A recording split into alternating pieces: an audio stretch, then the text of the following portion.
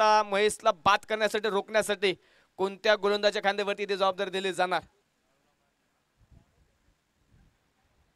शेवटचं षटक आता पाहायचं आणि शेवटच्या षटकामध्ये गोलंदाजी करण्यासाठी काळूराम लांडे हा गोलंदाजीच्या मार्कवरती दाखल झाला. पहिल्या डावामध्ये पहिल्या इनिंग मध्ये चांगली बॅटिंग केली.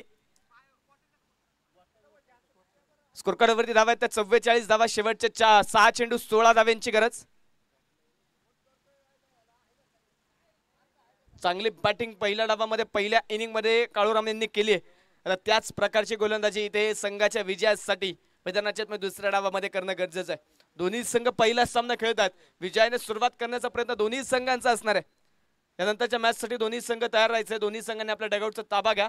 टॉस जिंकलेला संघ एक कक्षामध्ये बसेल आणि टॉस पराभूत झालेला संघ हा बी कक्षामध्ये बसेल याची नोंद घ्या. यानंतर कासरसाई त्यांच्या विरोधामध्ये लवळे या दोन संघांमध्ये यानंतरचा सामना जो आपल्याला पाहायला मिळेल.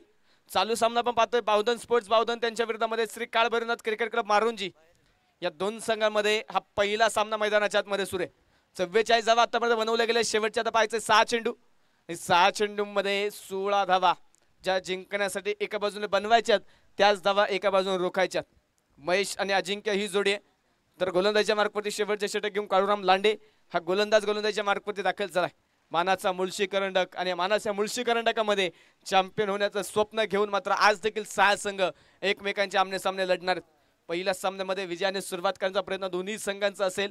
दोन्ही संघांनी आतापर्यंत चांगला खेळ दाखवला. दोन्ही संघांची आतामध्ये चांगली ताकद पाहायला मिळाली.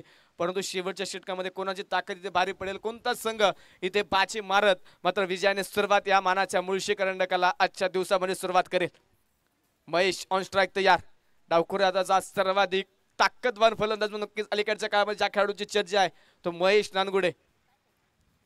याचा आयकॉन देखील आपण कित्येक स्पर्धेमध्ये या खेळाडूला खेळताना पाहिलंय. पहिलाच बॉल टावेष्टीच्या बराचसा बाहेर होता. शरीराच्या दिशेने पहिला चेंडू टाकण्याचा प्रयत्न तिथे मैदानाच्या आतमध्ये केलाय. परंतु अतिरिक्त दिशा भरकटली आणि त्या अतिरिक्त दिशा भरकटल्यानंतर अतिरिक्त धाव मैदानाच्या आतमध्ये खर्च होईल. स्कोर कार्डवरती धावा आपण पाहतोय 45 धावा धावफलकावरती आहेत 4 गाड्यांच्या मोबदल्यामध्ये. गोलंदाजाला प्रयत्न करायचे स्वतःवरती विश्वास दाखवायचा आहे. त्याच विश्वासावरती स्वारत गोलंदाजी इथे करणं अपेक्षित आहे. हा चेंडू महेशच्या पाठमधून करेल हवाई सफर. मैदानाच्या आतमध्ये उठल्यात अग्नीच्या ज्वाळा. मैदानाच्या बाहेर फेकलाय तोफेचा गोळा. बिग हिट चेहरा षटकार.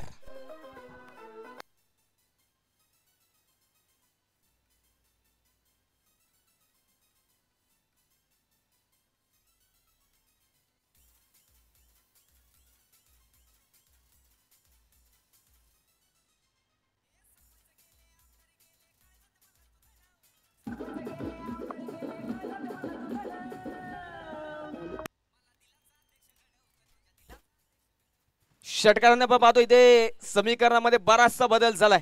शेवटच्या 5 चेंडू बाकी असणार आहेत आणि 5 चेंडूंमध्ये जिंकण्यासाठी 9 धाव्यांची गरज आहे. सांघिक अर्धशतक संघाचं पूर्ण झालं. 51 धावा स्कोर कार्डवरती आहेत.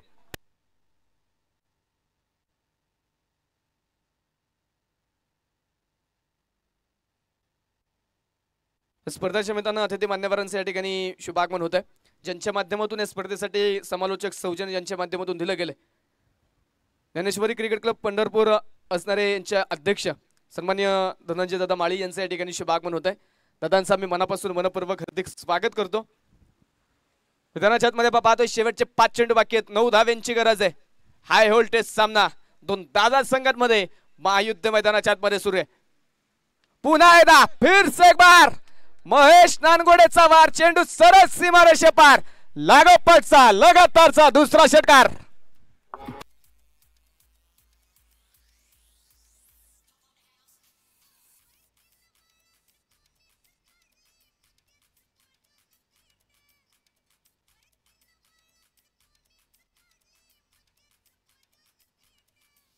थँक्यू. एका पाठोपाठ येणाऱ्या विकेट नंतर महेशने दाखवलेली शांतता. परंतु इथे शेवटच्या षटकामध्ये महेश सांगून देतोय शांत बसायला आम्ही देखील काही संत नाहीये. 2 षटकार ठोकलेत.